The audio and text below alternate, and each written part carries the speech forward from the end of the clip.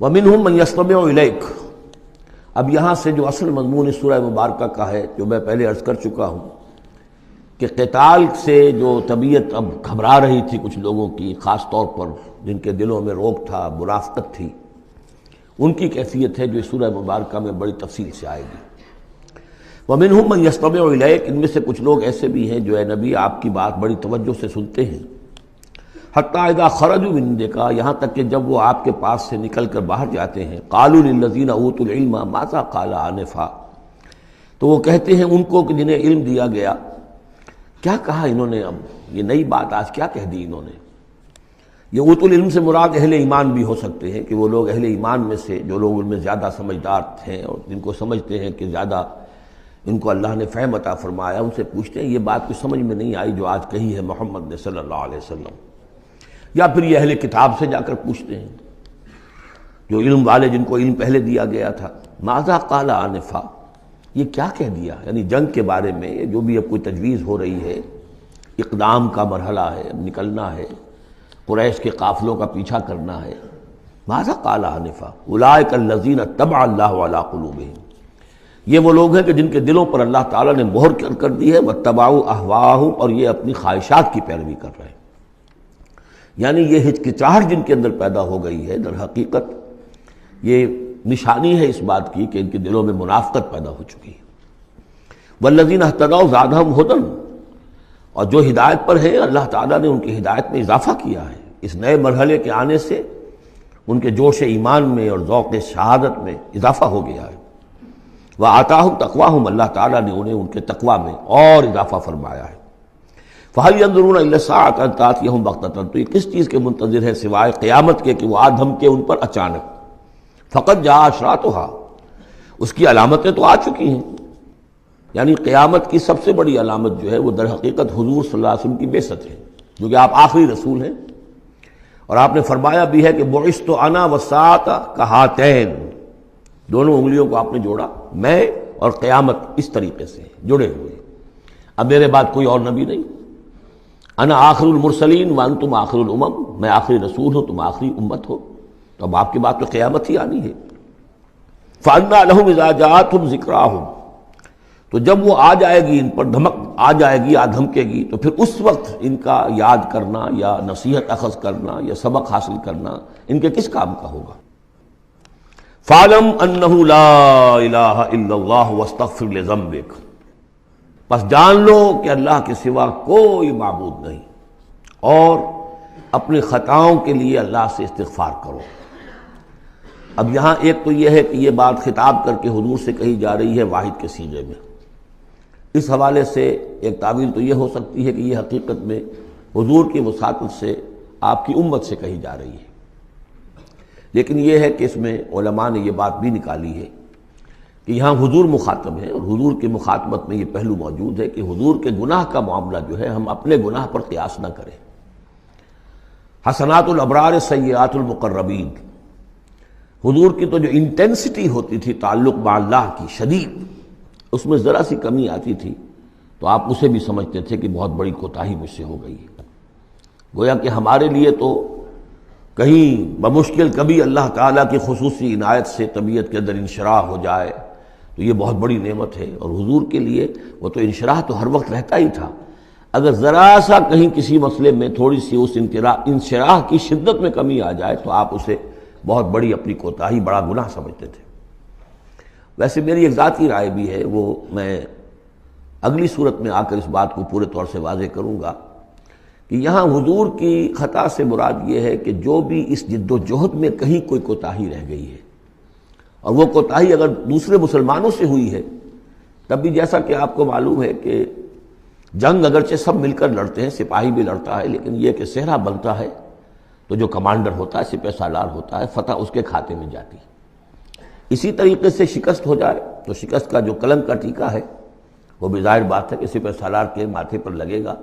چاہے اس میں غلطی کسی اور کی ہو جائے۔ اس اعتبار سے اگر کہیں کسی سے کوئی کوتاہی ہوئی ہے تو گویا کہ وہ حضور صلی اللہ علیہ وسلم کی جد و جہد ہونے کے اعتبار سے کہ آپ ہی کی قیادت میں ہو رہی ہے،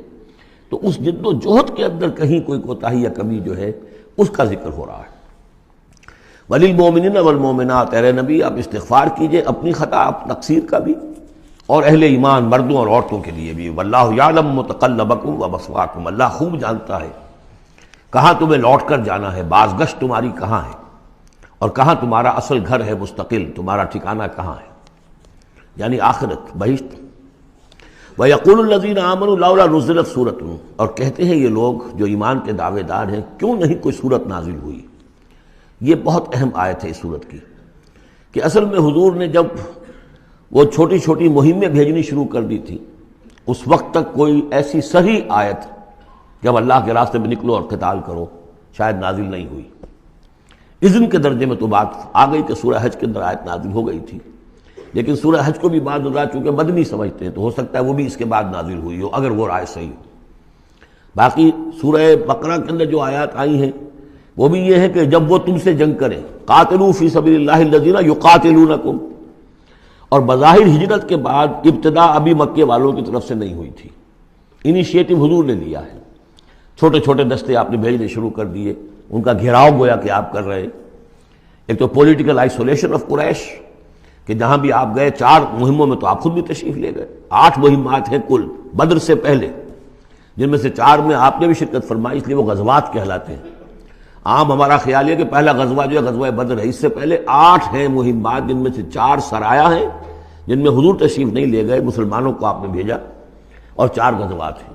جہاں آپ گئے وہاں جا کر آپ نے وہاں کے قبیلے سے، اس علاقے میں جو قبیلہ آباد تھا اس سے آپ نے صلح کر لی۔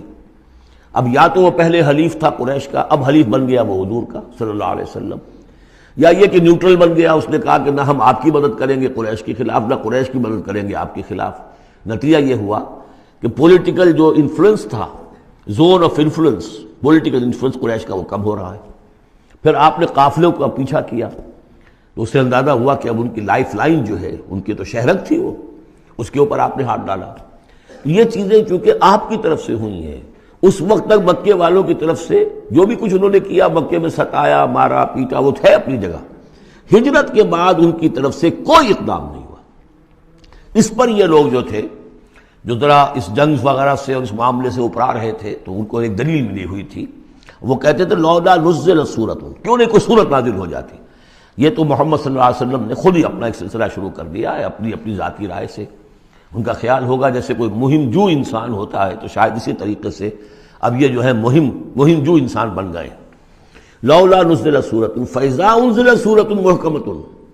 پھر جب ایک محکم صورت نازل کر دی گئی، وذکر فیہا القتال، اور اس میں قتال کا حکم آ گیا۔ رأیت الذین فی قلوبہم مرض، تو اب تم دیکھو گے ان لوگوں کو کہ جن کے دلوں میں روگ ہے، ینظرون الیک نظر المغشی علیہ من الموت، اب آپ کی طرف ایسے دیکھیں گے جیسے وہ شخص دیکھتا ہے جس پر موت کی غشی طاری ہو رہی ہوتی ہے۔ دلیل ان کی ختم ہو گئی۔ اب وہ کہتے تھے کہ آیت اترے، کو قرآن نازل ہو جس سے معلوم ہو کہ اب قتال ہے، یہ اللہ کا حکم ہے۔ اسی لیے اسی آیت میں جو لفظ قتال آیا ہے، اسی کے حوالے سے اس سورت کا نام سورہ قتال بھی ہے۔ فَإِذَا أُنزِلَتْ سُورَةٌ مُحْكَمَةٌ وَذُكِرَ فِيهَا الْقِتَالُ رَأَيْتَ الَّذِينَ فِي قُلُوبِهِم مَرَضٌ يَنظُرُونَ إِلَيْكَ نَظَرَ الْمَغْشِيِّ عَلَيْهِ مِنَ الْمَوْتِ فَأَوْلَىٰ لَهُمْ،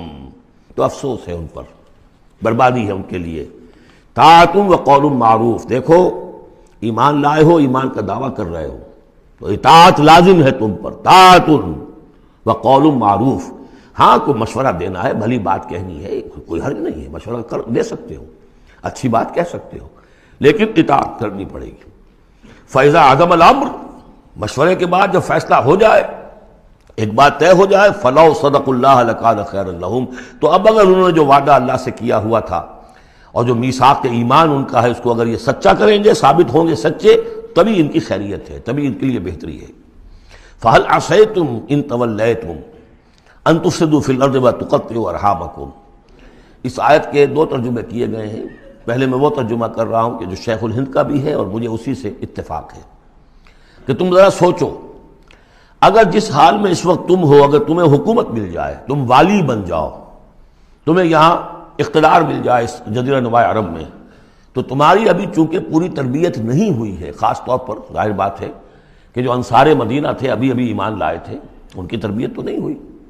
ان میں ایک بڑی تعداد ایسے لوگوں کی بھی شامل تھی، آپ کو معلوم ہے کہ جو منافق تھے، آخر غزوہ احد میں 1/3 نفری جو ہے وہ نکل کر چلی گئی تھی، تو معلوم ہوا کہ اس میں اتنی بڑی تعداد میں منافق بھی تھے۔ اگر اس حال میں تمہیں کہیں حکومت مل جائے تو تم کیا کرو گے؟ تفسدوا فی الارض، زمین میں فساد مچاؤ گے، وتقطعوا ارحامکم، اور اپنے رحمی رشتے کاٹو گے۔ یہ بات سمجھنی چاہیے ان جماعتوں کو بھی کہ جو چاہے اپنے دانش میں دین کے لیے اقتدار حاصل کرنا چاہتی ہیں، کہ ہم دین کو قائم کرنے کے لیے چاہتے ہیں کہ ہمارا غلبہ ہو، لیکن یہ کہ اگر وہ اپنے کارکنوں کی تربیت پر زور نہیں دیں گے، ان میں خلوص اور اخلاص اور للہیت، خالص اللہ کے لیے جو کرنا ہے اللہ کے لیے اور دین کے احکام کے مطابق، اگر ان جماعتوں کے کارکن جو ہیں وہ اس کی پوری تربیت یافتہ نہیں ہوں گے تو ہو سکتا ہے کہ بجائے اگر انہیں کہیں اختیار مل جائے تو بجائے کہ اصلاح کے اور فساد ہو جائے۔ اور پہلا فساد تو اس اعتبار سے کہ بہرحال وہ لوگ فاسق اور فاجر تھے، انہوں نے جو فساد مچایا سو مچایا، لیکن اگر دین کے نام پر کہیں فساد مچ جائے تو پھر دین بدنام ہو جائے گا۔ یہ ہے مضمون کہ جو یہاں اس آیت میں آیا ہے کہ ابھی تمہیں امتحانوں میں سے گزرنا پڑے گا، بھٹیوں میں سے نکلو گے تب تم ذرے خالص بنو گے اور کندن بنو گے۔ ایک ترجمہ یہ کیا گیا ہے ان تولیتم، مطلب اگر تم منہ موڑ لو گے، قتال نہیں کرو گے تو اس کا نتیجہ یہ نکلے گا کہ زمین میں فساد ہوگا اور تم اپنے رحمی رشتے قطع کرو گے۔ لیکن میرے نزدیک پہلا مضمون، یہ ترجمہ میں آپ کو پڑھ کر سنا رہا ہوں، شیخ الہند کا ہے، پھر تم سے یہ بھی توقع ہے کہ اگر تم کو حکومت مل جائے تو خرابی ڈالو ملک میں اور قطع کرو اپنی قرابتیں۔ مجھے اسی سے اتفاق ہے۔ اولئک الذین لعنہم اللہ فاصمہم واعمی ابصارہم، یہ وہ لوگ ہیں کہ جن پر اللہ تعالیٰ نے لعنت کی ہے اور انہیں بہرا بھی کر دیا ہے اور ان کی نگاہوں کو اندھا کر دیا ہے۔ افلا یتدبرون القرآن ام علی قلوب اقفالها، کیا یہ قرآن پر تدبر نہیں کرتے؟ قرآن پر تدبر کریں، اس کے بین السطور بھی تو پڑھیں۔ غلبہ دین کی جد و جہد میں یہ سارے مراحل آنے والے ہیں، یہ تو ان سے پہلے کہہ دیا گیا تھا، سورہ عنکبوت میں آ چکا تھا۔ احسب الناس ان یترکوا ان یقولوا آمنا وهم لا یفتنون، کیا لوگوں نے یہ سمجھا تھا کہ صرف یہ کہنے سے کہ ہم ایمان لائے انہیں چھوڑ دیا جائے گا اور بخش دیا جائے گا